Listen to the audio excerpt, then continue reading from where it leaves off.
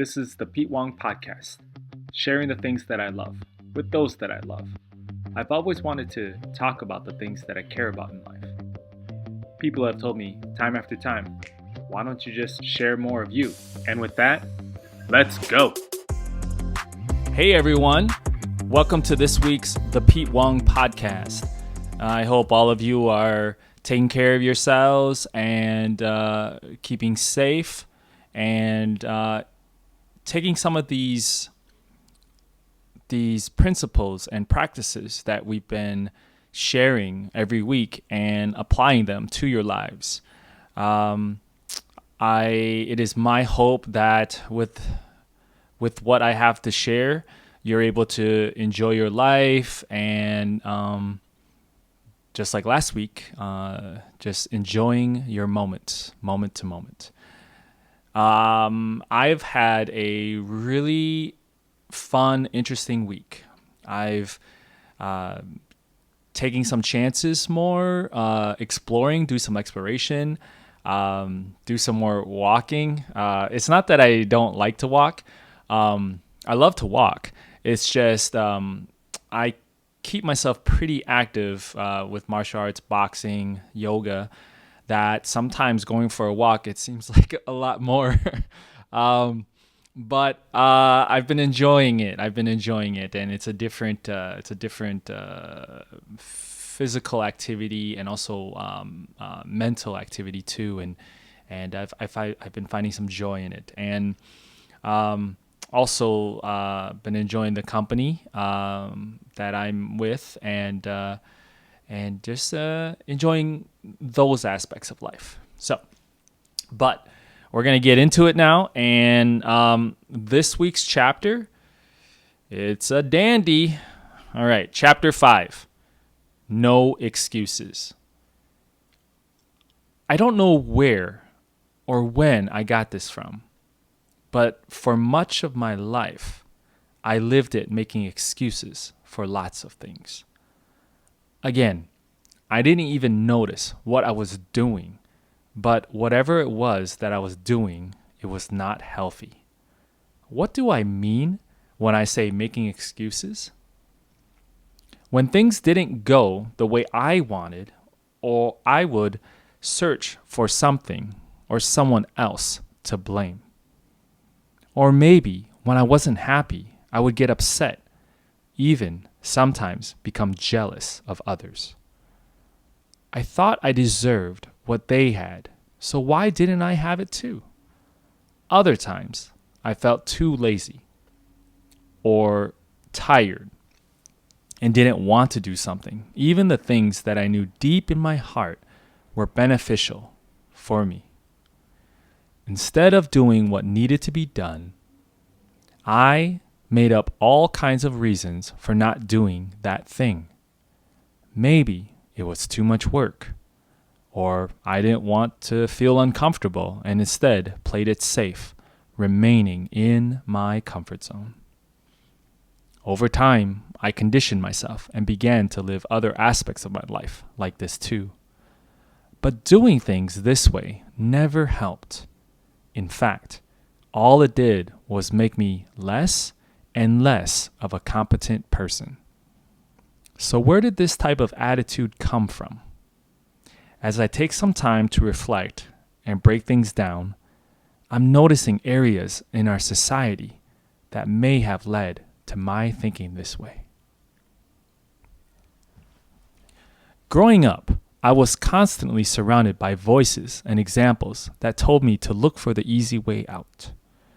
Maybe not from my parents or grandparents, who were primarily very hard working class people. But as soon as I started public school, these influences began and got much stronger and even stronger as I grew into my teens.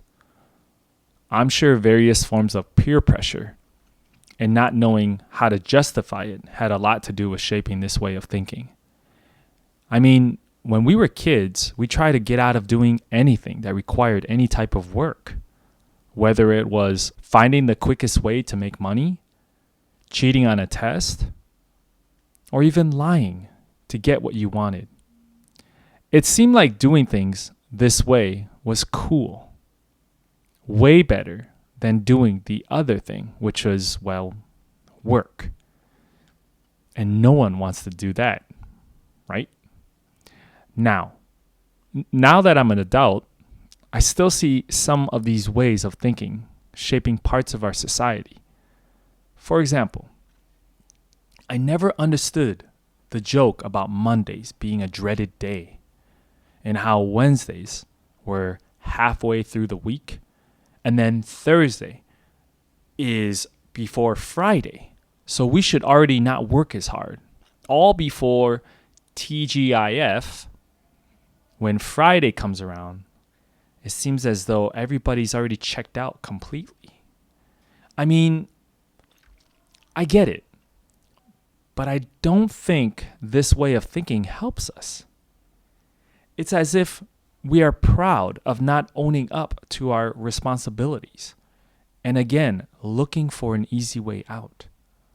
Maybe I'm wrong for stating things in this way, but something in me just believes had we focused our priorities, shifted even a little our mindsets, we could all enjoy things a little more. Things like taking responsibility, working hard, holding ourselves accountable for our actions, not blaming, or being okay with feelings of discomfort and being uncomfortable. These things should be more supported and more encouraged, but why aren't they? Being an educator myself, having seen and gone through various systems from young till now, I see where some of these problems exist in our educational system. Instead of enjoying what we were learning, realizing the kind of knowledge and education we were gaining would be beneficial to our upbringing, that what we were learning would one day, if not right away, help to build our world perspective and expand our knowledge. Instead, it was made out to be more of a undesirable task we had to do. Things like doing your homework, sitting through class, felt more like doing chores. Something that you did because someone said you had to, and not an important key element in our learning and growth. And if we didn't do as the teachers and principals said, you'd be punished with drastic consequences. I'm not trying to say that it's a complete faulted system, but my feelings towards it might be different had whatever we learned actually stuck. But I never felt like it did. Had it not been for those teachers who found creative ways to help us retain the information and apply it, all the other years I felt like I wasn't learning much of anything, only enough to pass or fail a test. Maybe if I had been encouraged to appreciate the process rather than focus being on the outcome, parentheses, usually the results of a test score, end parentheses, I think I would have been a much more productive youth and valued my education way more. And valuing my perspective and the viewpoints in the world. Instead, it wasn't until the college years when I realized what the term knowledge is power truly meant. Even today, as an adult, I see our world with people who are angry, filled of rage, hate, and afraid. So afraid. So what's wrong with the world? I think, for one, people need to take more responsibility for themselves. Instead of looking for someone or something to blame, we need to be responsible for our choices and ours only. We need to not worry about others and focus on doing our own part first. And second, we need to stop making it cool to make excuses for things. I also think we should reward more people for their efforts and not punish them for making mistakes or seeing things as failures. We need to encourage our young, especially, to take responsibility for themselves. If we place more value on character traits such as working hard, integrity, taking responsibility for ourselves, holding ourselves accountable, things of that nature, I think we wouldn't have so many upset people. Because we'd all be too busy working on improving ourselves. Why do we spend more of our time looking at other people's lives, seeing what they are doing, wishing we could be like them, have what they have, act and do as they do, rather than taking the time to develop ourselves? Social media and the internet have really been a strong factor affecting this. Time would be better spent thinking what we want for ourselves, not to compare, but to appreciate who we are and what makes us who we are. What makes us infinitely unique. I'm guilty of it, but I've been working on doing it less and less. The problem with doing something over and over without change is eventually it becomes habitual and difficult to undo. However, there is always a possibility for change. It may not come easily, and for sure it won't ever be instantaneous. Wow, I wrote this word and I can't even speak it. I can't even say it. Instantaneously. All right, I'm going to have to work on that word. Okay. But remember, anything is possible. I used to work as the film teaching artist in residence at Gordon Parks High School in St. Paul, Minnesota. I was in charge of working with the English teacher, my friend, Maya, and other staff to help build a film production program from scratch. This school at the time was called an ALC, or Alternative Learning Center. It was known as the place high school students went to if they had a tough time at their previous schools. It was the last place they went to earn their degree. In fact, given the circumstances, many of these kids were treated as misfits or troublemakers. But those of us in the school knew that wasn't the case. Not at all. Like the namesake, the school and the people that occupied that building had to overcome their own obstacles. Some of the students were homeless, living in poverty, single parents, living in abusive homes and environments, dealing with other mental and medical conditions, or else just plain out had trouble sitting and concentrating. The 3+ years working there were some of the best I'll remember. The impact we made together, using the tools of filmmaking to help the students tell their stories, and those of the community, was amazing. Knowing that I was there making a difference in their lives as the experience and interaction with them had on mine, it was in the process of learning more about Gordon Parks, the photographer, activist, poet, musician, film director, and learning more about his story, I was made to believe in overcoming my own struggles.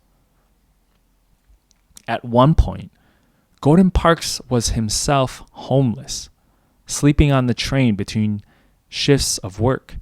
He somehow survived his past as he worked to become an incredible creative force that would end up helping many lives, both directly and indirectly, and even today continues to do so. At some point, I came across another book of his entitled No Excuses.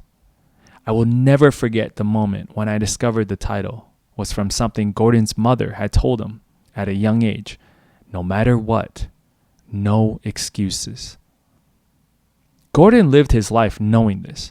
No matter what obstacle he faced, it didn't matter if it was when he was faced with racial discrimination, or lack of experience, he lived his life with his mother's words always in mind. Once I heard his story, I applied these words into my lifestyle.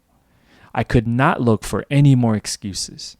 No matter what, I had to find a way.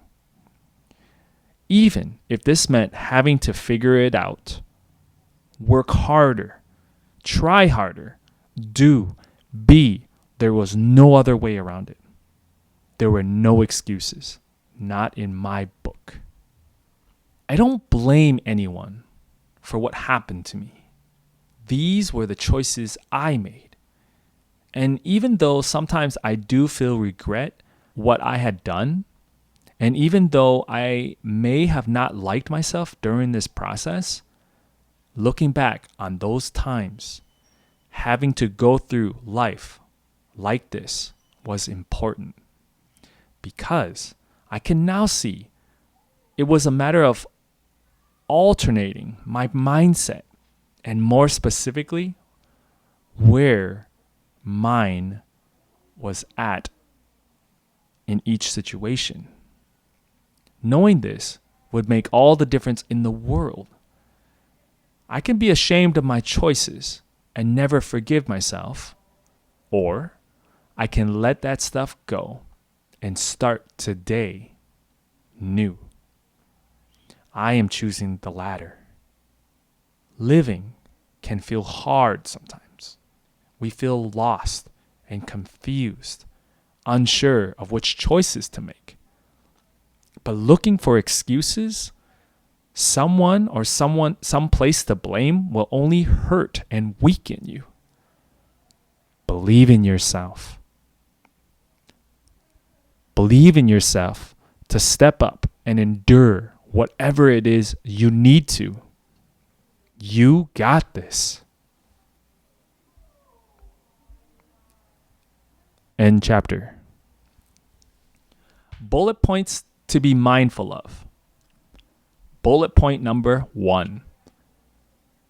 Placing blame on others only leads you to becoming an incompetent person. Bullet point number 2. It is easier to find an excuse for everything, but don't do that. Eventually, it will condition you and affect other areas in your life where you too will make excuses for. Bullet point number 3. People who make excuses up and place blame on others are actually running away from something they are afraid of. The last, nope, not the last bullet point. I forgot where. Let's see. 1, 2, 3, 4. Bullet point number 4. We should all make values such as working hard, experiencing being uncomfortable, and holding oneself accountable as the cool thing to do. And the last bullet point for this chapter: there are no excuses.